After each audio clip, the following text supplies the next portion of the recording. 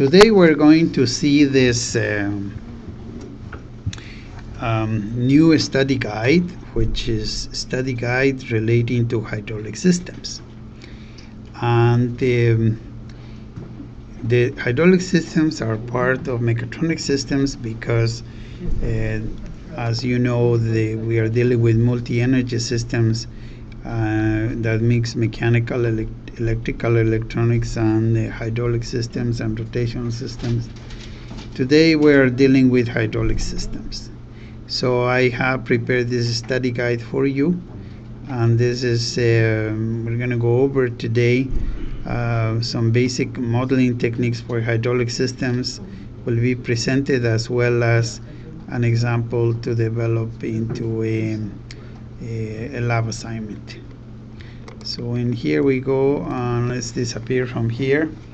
Let's concentrate on this study guide number 4, and the first thing I would like to address is the link to a systematic procedure to generate models of hydraulic systems.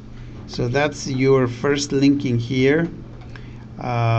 This is a must learn.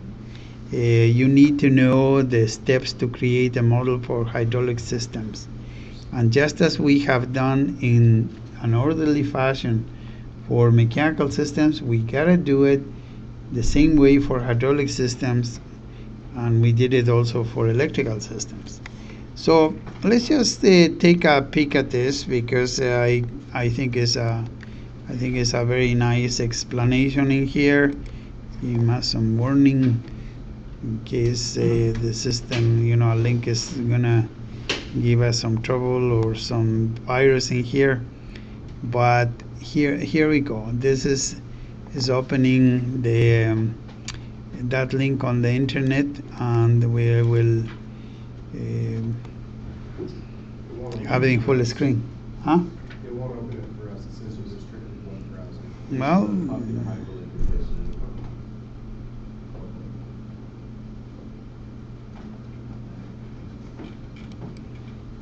okay.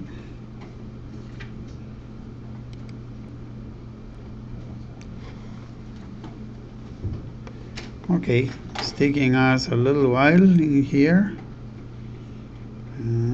What's happening? We're having a bit of a trouble with the web page, but we'll wait for a moment. We have the hydraulic system example in front of you, and what I want to illustrate are the steps to do these hydraulic systems. Just as we did on mechanical systems and we did on electrical systems. Remember, on mechanical systems we look at the velocities. In electrical systems we look at the currents first. Hydraulic systems, let's look at the volume flow rates. So in here you can see that, recognizing the components in here, you have a source of flow. You have obviously a tank in here, which is a C element. This is a mistake, by the way. This is a C element, and this is a C element as well in here. I need to correct that. In between those two, we have an inertia and resistive element, which is of this pipe, and we have in here the atmospheric pressure, but we have a flow that is basically controlled by this. Okay, so the first thing is to recognize the elements that make up the system. I, C's, and R elements. We have laid them out in here. The next step is I am going to do the system in sort of in the background and do the bone graft model on the system. This is simple enough that we won't have confusing lines at all. But in here you have I have identified the flows, this one, and then the other one at the end. So if we represent the flows on a first step. The second step would be to attach the elements that see those flows. Obviously, this one is a source of flow in here. This in here is I and an R element. This would be an R element in here. What's coming out in here, I have written it as a source of F4 element with F4 0. In other words, to simulate the atmospheric pressure at zero pressure, and then we let the flow be whatever value it is. So the way we model that is as an activated bond.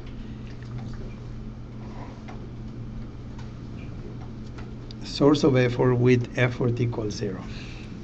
Okay. Next step. We create the difference between the flows.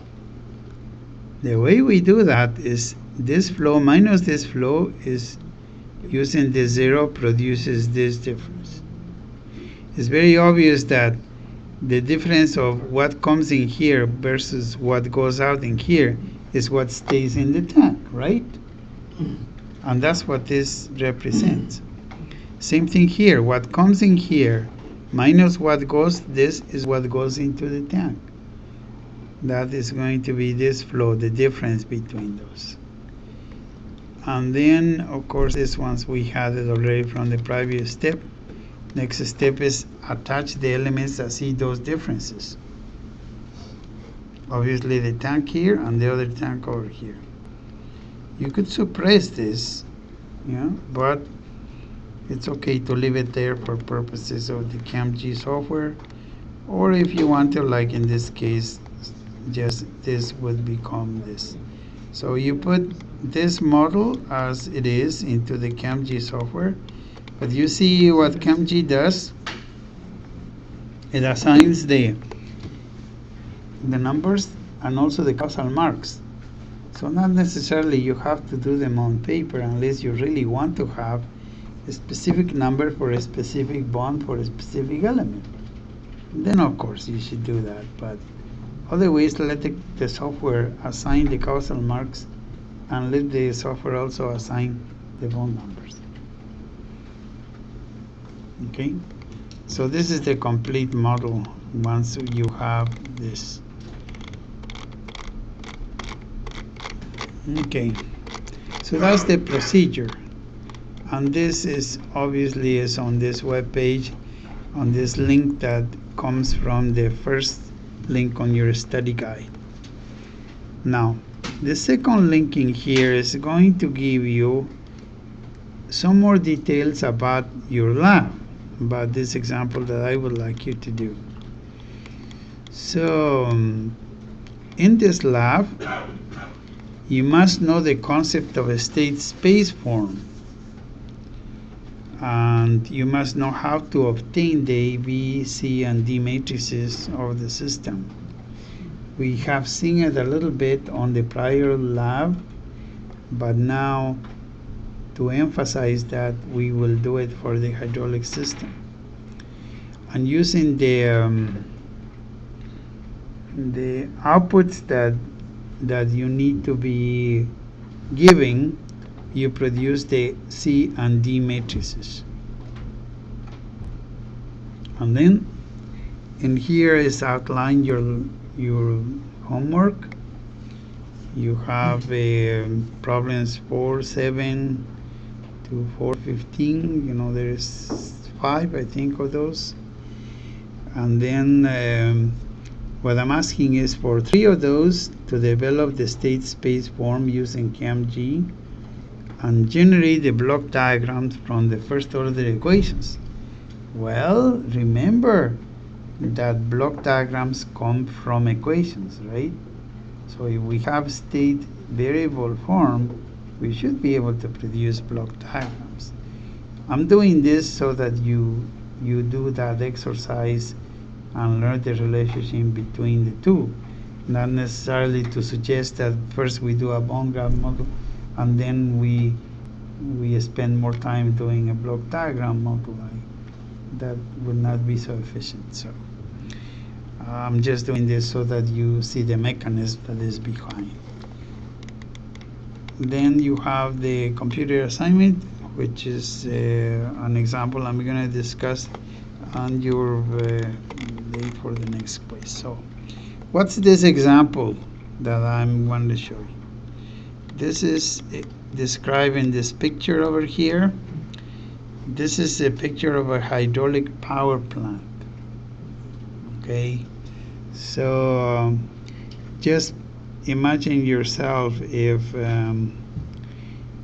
this is a power plant and you have the turbine over here.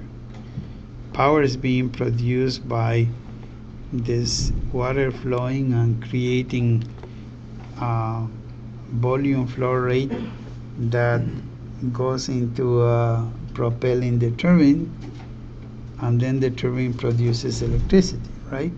That's how it works, a hydroelectric power plant. Okay, you have on the left hand side the lake in here, and this is the pipe that goes to the turbine over here. Here's the challenge that I'm going to give you.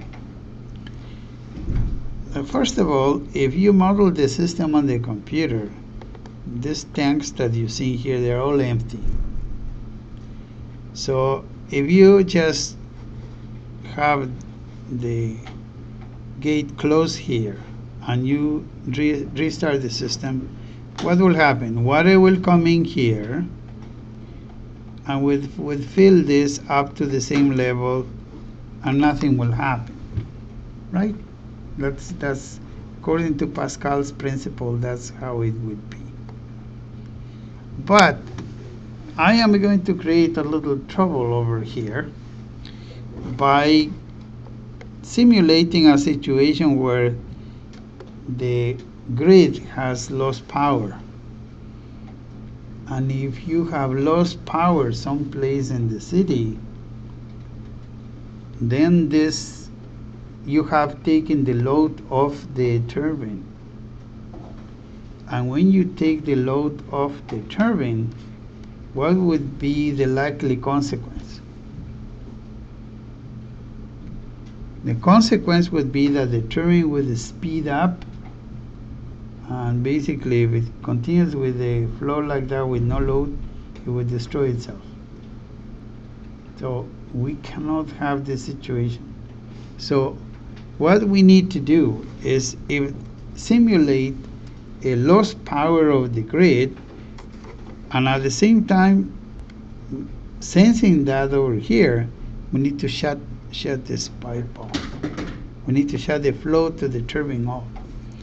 Problem with doing that is, remember, this is a big pipe. You know, you could have a pipe that is about a meter or so in diameter, or bigger than that.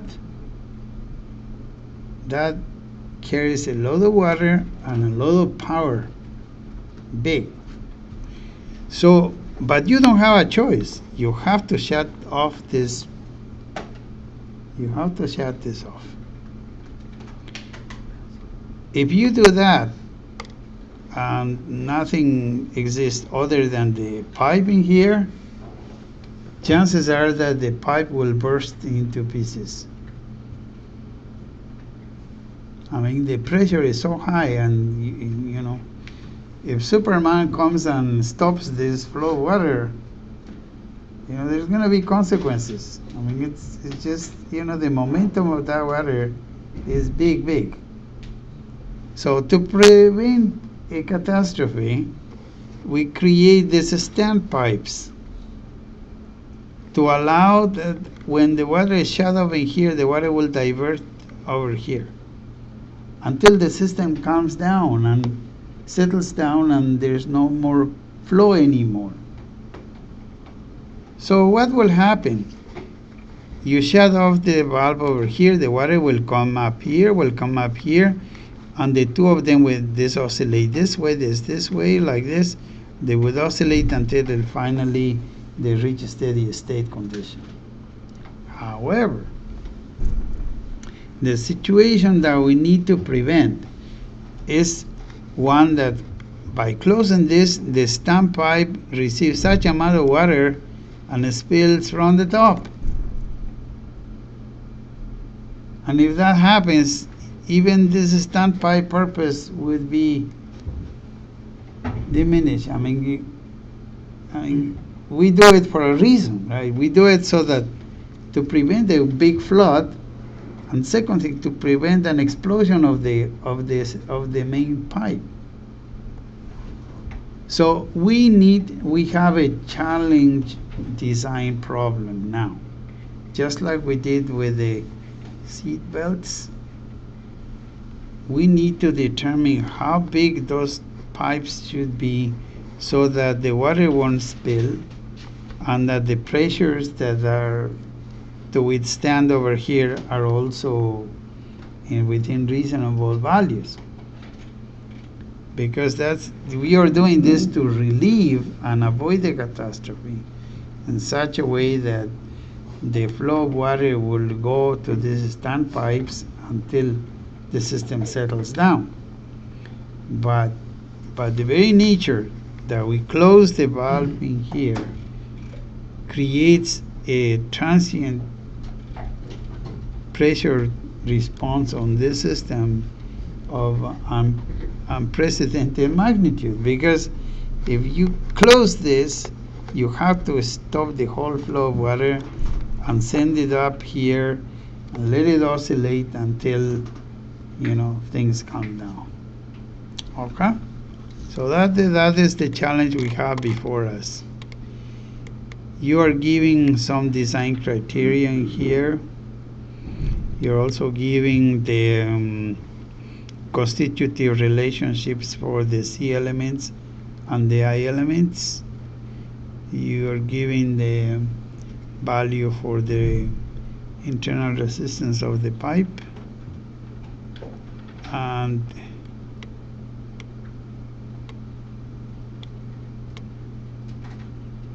you have also the Von Graph model of the system here. What I suggest you do is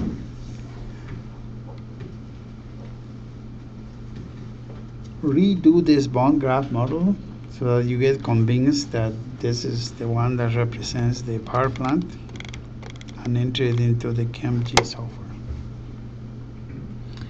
I gave you this one for a special reason. I would like everybody to keep the same bond numbers,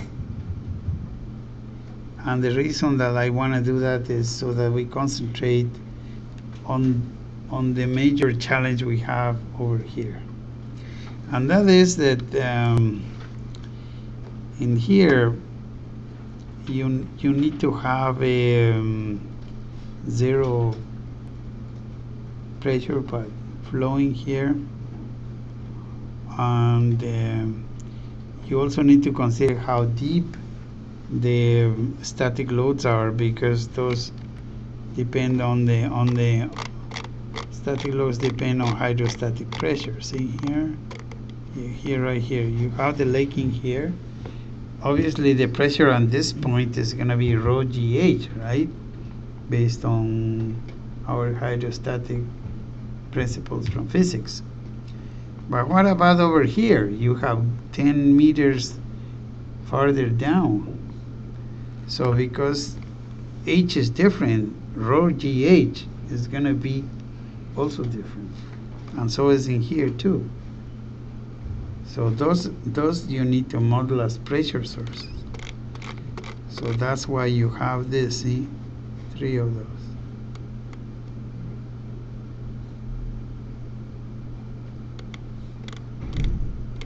Okay, so having this, and you will have this, you will enter this Von Graph model. Next problem is, how do we model the closing of the valve? This is the major challenge here. We need to model the closing of this valve, and in order to do that, We cannot have a valve that closes in half an hour, by then the turbine would be in pieces, or the pipes. It needs to be in less than a second. Click. Very quick. So how are we going to simulate this? This is something that is new for you. You're going to need to create a nonlinear function over here that actually suppresses the flow in 0.1 seconds. That's what the data that I gave you calls it. So in here, let's see, then you will read all the stuff I'm asking you, but the fact is that you need to know how to close that valve. So I think what we need is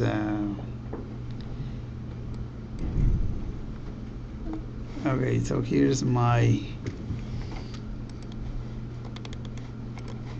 let me go back to the web page that I had.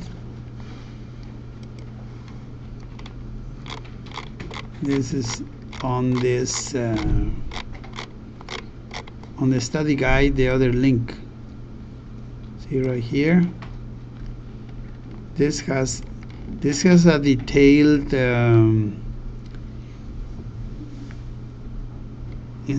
detailed instructions for the modeling of that valve. I think, in my opinion, based on the experience you have, modeling the system is probably small potatoes, but modeling the valve, it is the challenge you have on the system, because what you have is a valve that needs to be closed in such a short time, and you need to come up with a function that actually does that. So here is the second link, has this presentation that is again the same explanation that I gave you, but the reason that I wanted to bring it up is because of this. See, this is the logic of the valve. What happens is that you need to describe the valve in such a way that before a certain time the valve is open and everything is flowing nicely, and when we close the valve at this point in 100 seconds, then it needs to shut off in 0.1 seconds, and that requires to create this kind of a function. You haven't done this before, so that's why I'm giving you some direction on how to model this valve. So the way you do it is, we are going to control the flow on this bond right here, and that is number 8, right? So SF8. So it says for t equals 0 to 200 seconds from 0.1 is the step. You say if t is less than 100 seconds, make SF8 equals to 1. Otherwise, if t is bigger than or equal to 100 but is less than equal to 101, so in other words, if we think that that point second, follow this equation. It's a straight line equation that determines the shut off. Okay. Otherwise, set it to 0. So if it is before 100 seconds, is 1. Between 100 and 101 seconds, you follow the highlighted equation. And after that, SF8 is 0 right here. Okay. Where and how you use this function? You need to put this function in the CAMG equations file, because at every instant of time the computer is figuring out where the water and all the tanks and where everything else is. And so is that it controls also where that valve is in the shutting off process. So that's why you need to put this into the CAMGQU equations file, and every step of integration the computer will evaluate where it is. So depending on this is basically depend on time. Why did I say that 100 seconds make it equal to 1? The reason is that if you start the initial values of the tanks and the motion of the water at 0, the tanks need to fill up first. So we need to have a steady state condition first, and then we do the shut off the valve. So that's why we're doing it this way. I give you just some hints on how the answer should look like. This is the plot of the water height with the radius of 0.2 meters. You're gonna have to find out what the radius is. I have one with 0.2. This is with this I think is 0.4, and this with 0.2. So we're keeping track of the height on the tanks, and also keep track on the pressure. Okay, and that should be that is what you should expect if you do it correctly.